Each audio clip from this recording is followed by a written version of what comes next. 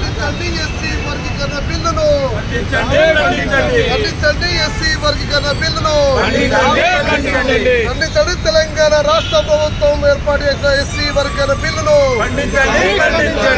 సిగ్గు రాజ్యాంగ విరుద్ధమైన ఎస్సీ వర్గీకరణ బిల్లు,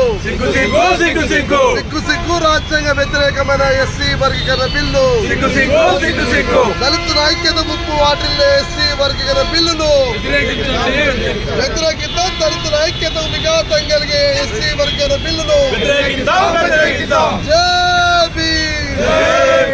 జోహార్ డాక్టర్ బాబా సాహెబ్ అంబేద్కర్, ఖబర్దార్ మనువాదులారా, ఖబర్దార్ మనువాదులారా, తెలంగాణ రాష్ట్ర ప్రభుత్వం నుండి వైఖరి, ఎస్సీ వర్గీకరణ బిల్లు పెట్టిన తెలంగాణ రాష్ట్ర ప్రభుత్వం నుండి వైఖరి, ఖబర్దార్ మనువాదులారా,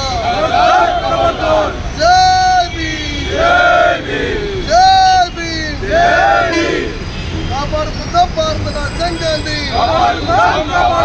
కాపాడుకుందాం మనువాదుల పోరాటం నుండి భారత రాజ్యాంగాన్ని, వ్యతిరేకిద్దాం ఎస్సీ వర్గీకరణ బిల్లును, ఐక్యంగా ఉందాం దళితులమంతా,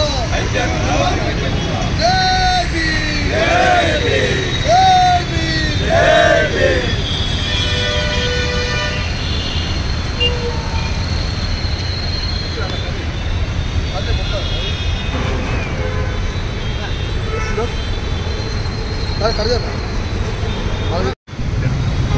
తెలంగాణ రాష్ట్ర ప్రభుత్వం ఎంతో ప్రతిష్టాత్మకం అని చెప్పుకుంటూ నిన్న అసెంబ్లీలో ప్రవేశపెట్టినటువంటి ఏదైతే ఎస్సీ ఉపవర్గీకరణ బిల్లు ఏతుందో ఆ బిల్లును జాతీయ మానమానుగా మేము తీవ్రంగా వ్యతిరేకిస్తున్నాం.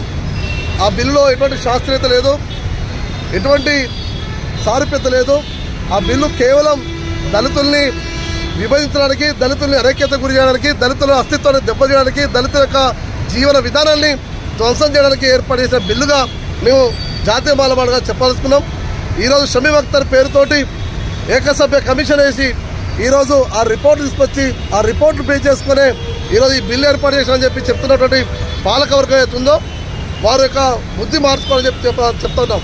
ఎందుకంటే షమీమ్ అఖ్తర్ గారి రిపోర్ట్ ఏతుందో ఏకసభ్య కమిషన్ అనేది మొత్తంగా ఏకపక్షంగా మాదిగా ఉపకులాలకు మాత్రమే ఏకపక్షంగా ఏర్పాటు చేసుకున్న బిల్లు ఈరోజు మానవుల యొక్క అస్తిత్వాన్ని, మానవుల యొక్క జీవన విధానాన్ని ధ్వంసం చేసినటువంటి బిల్లుగా జాతీయ మానవాళిగా మేము చెప్పాల్సిగా ఉన్నాం. అంతేకాకుండా ఆర్టికల్ 341 సవరించకుండా సుప్రీంకోర్టు ఆగస్టు 1వ తారీఖున ఇచ్చినటువంటి గైడ్లైన్స్ కూడా పక్కా పెట్టి ఈరోజు ఏదైతే బిల్లును పాస్ చేసిందో అది పూర్తిగా ఆగస్టు 1 తీర్పుకు విరుద్ధం అని చెప్పి కూడా ఈ సందర్భంగా తెలియజేస్తాను.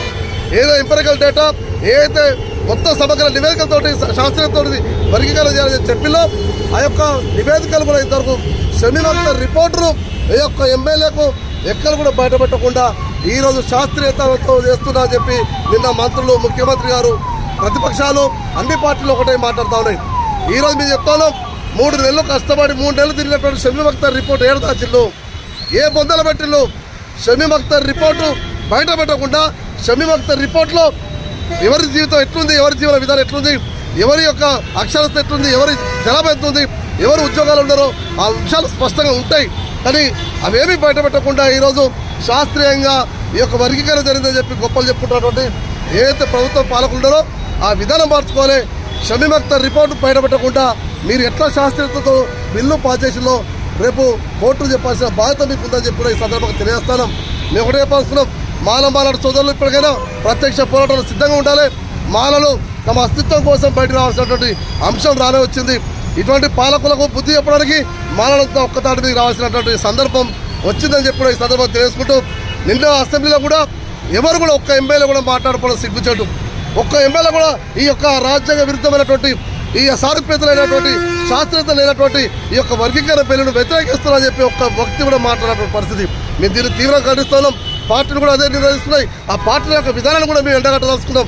రేపు భవిష్యత్తులో జరిగేటువంటి ఎన్నికలలో మానవ సత్తా చూపిస్తాం, మానవ తగిన గుణపాఠం చెప్తారు. గతంలో ఏ రకంగా అయితే గత పాలకులు వర్గీకరణ కోసం ప్రయత్నం చేసిలో అదే ప్రయత్నం చేసినటువంటి వ్యక్తులకు రేపు బుద్ధి చెప్పడానికి మానవులు సంసిద్ధంగా ఉండాలని చెప్పి తెలియజేస్తూ మానవులు ఇప్పుడు 2 రకాల పోరాటాలు సిద్ధంగా ఉండాలి. మొదటిది ఈరోజు ప్రత్యక్ష పోరాటాలు ముందు రావాలి, రెండవది న్యాయ పోరాటాలు సిద్ధంగా ఉండాలని చెప్పి కూడా తెలియజేస్తూ ఈరోజు తప్పుల తలకగా ఉన్నటువంటి బిల్లు ఏదైతుందో ఆ బిల్లును వ్యతిరేకిస్తూ మేము న్యాయస్థానాన్ని కూడా ఆశ్రయిస్తానికి జాతీయ మానవుడిగా మేము సిద్ధంగా ఉండాలని చెప్పి తెలియజేసుకుంటూ ఇటువంటి బిల్లులు ఇవి మా దళితుల యొక్క బతుకులకు చిల్లులు లాంటివి అని చెప్పి ఈ సందర్భంగా మేము చెప్పదలుచుకున్నాం. ఇటువంటి వాటికి మద్దతు తెలిపిన పార్టీలకు కూడా గుణపాఠం చెప్పడానికి మానవుడు సిద్ధంగా ఉందని చెప్పి ఈ సందర్భంగా మేము హెచ్చరించదలుచుకున్నాం. జై భీమ్. ఖబర్దార్ మనవాదులారా, ఖబర్దార్ మనవాదులారా. ఈరోజు బీజేపీ పార్టీ కూడా కేంద్రంలో సుమారు 20 రాష్ట్రాలు పైగా ఉన్నటువంటి బీజేపీ పాలిత రాష్ట్రాలను కూడా ఈ వర్గీకరణ బిల్లు అంశాన్ని తీసుకురాలి. ఎక్కడ కూడా బీజేపీ ఈరోజు మనవాద సిద్ధాంతంతో ఈ యొక్క సుప్రీంకోర్టు గైడ్లైన్స్ ఇప్పించి ఈ యొక్క రాష్ట్ర ప్రభుత్వాలు చేసుకోవడానికి ఉసుగొల్పి ఈరోజు వెనుకుండి నాటకం ఆడుతూ ఉన్నాయి. మనవాద సిద్ధాంతాన్ని వెనుకుండి నడిపిస్తూ ఈరోజు పాలకులు మానవుల యొక్క అస్తిత్వం దెబ్బకొట్టేటువంటి కుట్ర చేస్తున్నారు. కాబట్టి ఆ యొక్క బీజేపీ పార్టీ కేంద్రంలో చేసుకున్న ఈ నిర్ణయాల్ని, ఈ రాష్ట్ర ప్రభుత్వాల యొక్క నిర్ణయాన్ని పొందబెట్టడానికి మానవులు సంసిద్ధులుగా భవిష్యత్తులో ఉంటారని చెప్పి కూడా ఈ సందర్భంగా తెలియజేసుకుంటూ న్యాయస్థానంలో వీగిపోయే ఈ అంశానికి మనందరం కూడా మద్దతుగా ఉండాలని చెప్పి కూడా కోర్టు ఆశ్రయించాలని చెప్పి ఈ సందర్భంగా మేము చెప్పాల్సుకున్నాం. జై భీమ్.